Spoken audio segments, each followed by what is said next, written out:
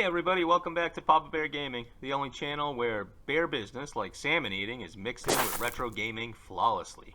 Just make sure you wash your hands before playing, because nobody likes those omega-3 oils all over their controllers. Today I decided to wake up and take a break from my busy schedule hibernating in my cave and talk about a game that's near and dear to my heart. It's called Ivan Iron Man Stewart's Super Off-Road. Man, that's a lot of words. Try saying that 3 times fast. Ivan Iron Man Stewart Super Off-Road. Ivan Iron Man Stewart Super... I can't even do it twice.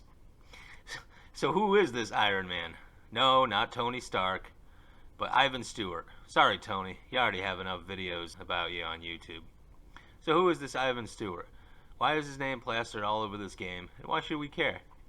Apparently, Ivan Stewart was an American professional off-road race driver that won races starting back in 1973, 74, 75, 76, 78, 79. Jeez! He kept winning multiple races starting from 73 all the way up to 1999. He did, however, took a bit of a snooze, I guess, in 1996 because he didn't seem to win any races. Maybe he decided to finally let somebody else win some. Jeez, like, how many trophies does that guy have in his garage? I guess in his later years he was inducted to 3 Hall of Fames, including the Off-Road Motorsports Hall of Fame, San Diego Hall of Champions, Bright Bar Hall of Fame, and Motorsports Hall of Fame of America. Okay, so I guess we can establish that Ivan Iron Man Stewart had a very successful career off-roading, and he deserves to be put on this game. I wonder if he had a gold-plated NES cartridge as a trophy in his house. If he did, I'd be curious to find out.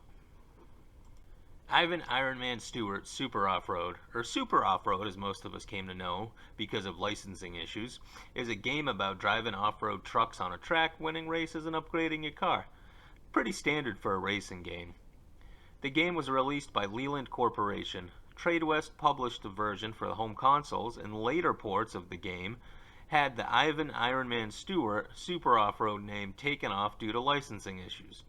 The copy that I'll be playing doesn't actually have the Iron Man name on it anywhere, but the NES copy, which unfortunately I don't have, has his name plastered all over it.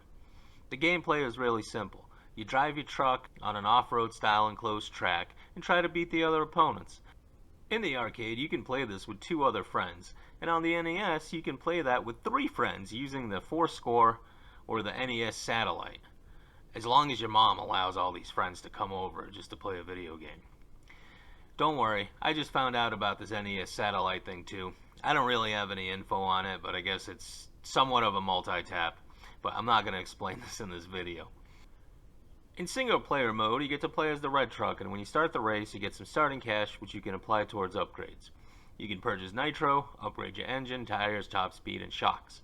Each upgrade can only be done 6 times before you max it out, and the only consumable here is the nitro. If you play in 2-player mode, player 2 will drive the blue truck. You will notice that when you start the race, the favor is skewed towards the computer-controlled players, each having about 15 nitros. What the hell? But, even with that advantage, it's not that difficult to beat the computer. Nitros appear randomly on the track as you drive, so you can always pick up an extra canister or 2, and give you that boost to win the race. Along with nitros, once in a while, you'll find a bag of money on the track, just randomly appearing. Once you collect that money, you get extra cash for upgrades at the end of the race. It shows up on the windscreen as a bonus. The track itself is riddled with dips, bumps, making the ride challenging and easy to master at the same time.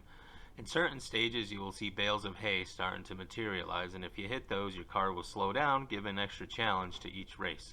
You will also notice that there is a name besides each track, and I don't know if these tracks correspond to actual tracks that you can drive in real life.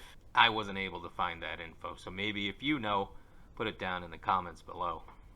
Each track consists of 4 laps, so to win, you have to cross the finish line 4 times. At the very end of the race, your character, if you win, gets to stand on the podium with a very 80s looking girl with her big hair, probably smelling like Aquanet, standing right next to you. But I guess it was the time, so I can't judge too hard.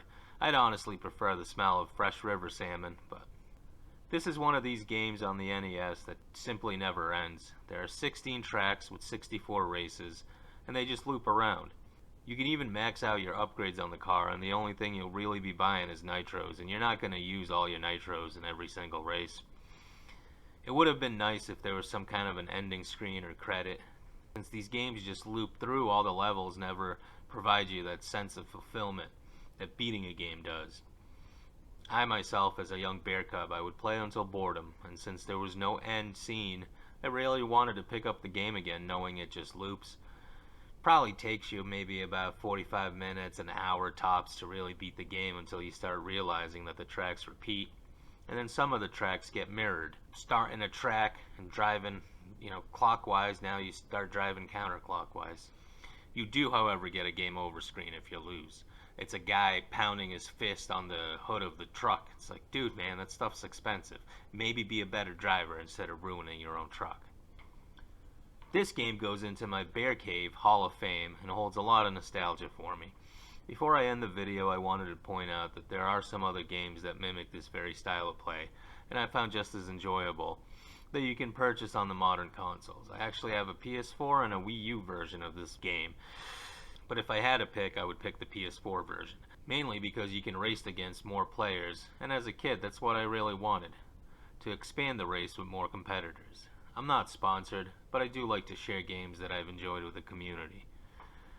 Here's a few short clips of the gameplay if you are interested. Please go ahead and download the game for yourself. I think I only purchased each version for about a couple buckaroos, maybe 5 tops. I think there's something interesting about these types of games.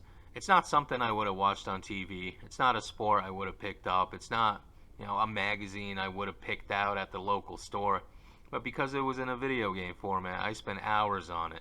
And I love the game, just like I like Blades of Steel, a hockey game, but I don't necessarily like hockey all that much. I just like playing the games. Just what it is. It's just a way for these companies that have a smaller following out in the real world to put their product in front of another audience, the gamer audience. So now, if I ever happen to catch one of these races on TV, or maybe even a hockey game or something, I'd probably give it a watch. If not for the fact that it brings a lot of nostalgia and it reminds me of the games I used to play when I was a kid. Whereas otherwise, I probably would have skipped right over it. Thanks for watching, and if you like this type of content, please consider subscribing and commenting. I had a lot of fun doing this, and will continue to make this type of content. Please also check out my shorts. I call them spoiler alerts, but don't worry, there's no spoilers in them. It's been described by many on YouTube as trash content, lame, and please don't recommend this channel.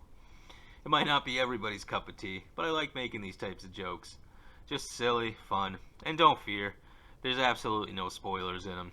I release these shorts every Friday, and I don't send notifications to my regular subscribers about these shorts. Just know that I have a bunch of them already made, and they're all gonna come every Friday at about, I think, 4 or 5 p.m. Eastern. I think the times sort of fluctuate, but I'll also try to post something on Twitter about them too when they get released.